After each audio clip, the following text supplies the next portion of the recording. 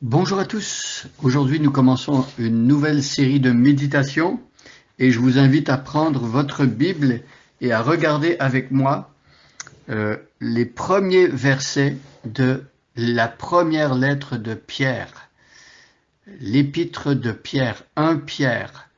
Alors je vais lire ce matin des versets 1 et 2, mais nous allons nous concentrer sur le premier verset de cette lettre de Pierre, 1 Pierre donc. Prenez votre Bible et je commence la lecture. 1 Pierre, chapitre 1, verset 1. Pierre, apôtre de Jésus-Christ, salue ceux que Dieu a choisis et qui vivent comme des résidents étrangers, dispersés dans les provinces du Pont, de Galatie, de Cappadoce, d'Asie et de Bithynie. Dieu le Père vous a choisis d'avance, conformément à son plan, et vous avez été purifiés par l'Esprit pour obéir à Jésus-Christ et bénéficier de l'aspersion de son sang. Que la grâce et la paix vous soient abondamment accordées. Je viens de lire les deux premiers versets qui constituent la salutation. Alors dans les lettres antiques et surtout les lettres du Nouveau Testament, il y a souvent cette manière de commencer la salutation donc. Et on a dans cette salutation donc l'apôtre ou la personne qui va écrire la lettre et il va désigner ceux à qui il écrit et on a exactement cette structure ici avec la première lettre de Pierre. Alors qui est ce Pierre? Pierre c'est l'apôtre, le porte-parole des 12. Pierre c'est un homme d'après les données du Nouveau Testament et des évangiles, un homme rempli de zèle pour le Seigneur, une personne que Jésus lui-même a appelé à le suivre.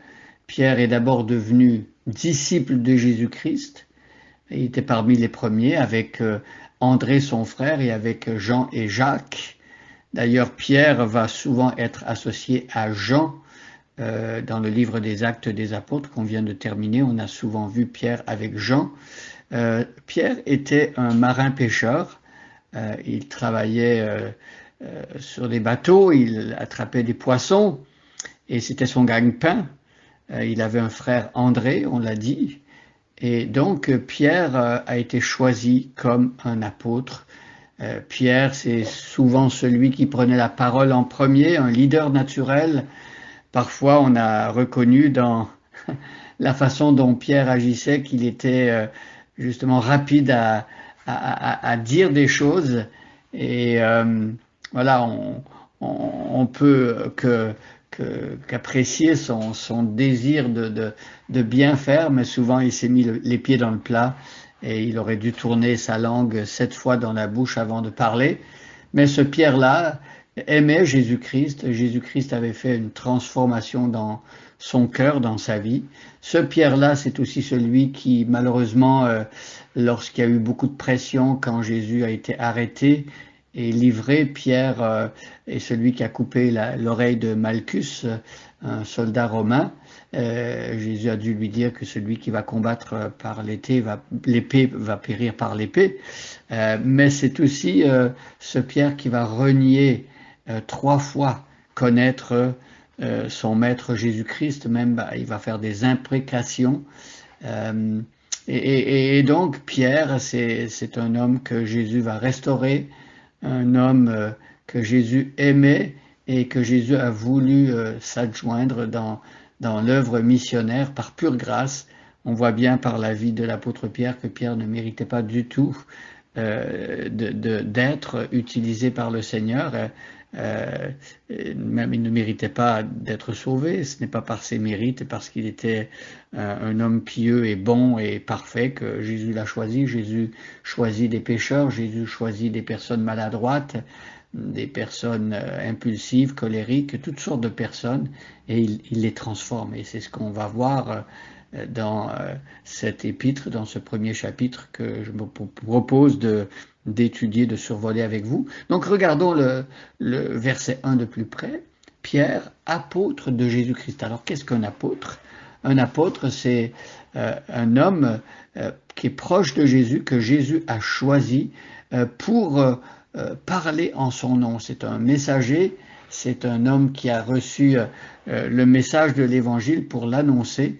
Les apôtres ont une mission absolument unique que d'autres n'ont pas eue. Ils étaient 12, et puis si on compte l'apôtre Paul qui a été ajouté, il y avait 13 apôtres. Et il fallait qu'un apôtre ait été témoin de la vie de Jésus-Christ depuis son baptême jusqu'à sa mort et sa résurrection. Donc c'était d'après le livre des Actes des Apôtres, c'était les critères pour choisir ceux qui devaient remplacer, par exemple celui qui a dû remplacer Judas quand il a trahi son maître. On l'a remplacé par Matthias. Matthias devait être une personne qui a été témoin du baptême et de la vie parfaite de Jésus-Christ, de ses miracles, de son enseignement, jusqu'à sa résurrection. Donc Pierre est apôtre de Jésus-Christ, et là il salue ceux que Dieu a choisis et qui vivent comme des résidents étrangers, qui vivent à l'étranger. Donc ce sont des personnes qui, sans doute, ont dû quitter la Palestine, Israël, à cause des persécutions, à cause de toutes sortes de difficultés, et ils ont été chassés de leur territoire, ils ont été dispersés, et le texte nous donne le nom des provinces où ils se sont retrouvés, des provinces romaines. Ce territoire, dans l'Antiquité, à l'époque de Jésus, on appelait l'Asie mineure. Ça recoupe le territoire qu'on nomme aujourd'hui la Turquie moderne. Donc il y avait des provinces du Pont, de Galatie, de Cappadoce, d'Asie et de Bithynie. Et c'est intéressant comment Pierre désigne les chrétiens. Il les appelle des résidents étrangers, dispersés, et ailleurs dans son épître, il va les appeler des voyageurs ou des pèlerins. Et ce qui nous donne une perspective par rapport à la vie chrétienne pour un croyant. Il vit dans le monde, mais il ne plante pas les pieux de sa tente trop profondément dans ce monde-ci parce qu'il est étranger et voyageur, parce qu'il ne va pas rester ici. La terre n'est pas sa destination finale. Le croyant est appelé à vivre avec Dieu pour toujours dans les nouveaux cieux et la nouvelle terre. Donc, nous ne nous attachons pas à ce monde-ci comme si c'était notre résidence permanente, comme si on devait rester ici pour toujours. Nous sommes des étrangers et des voyageurs.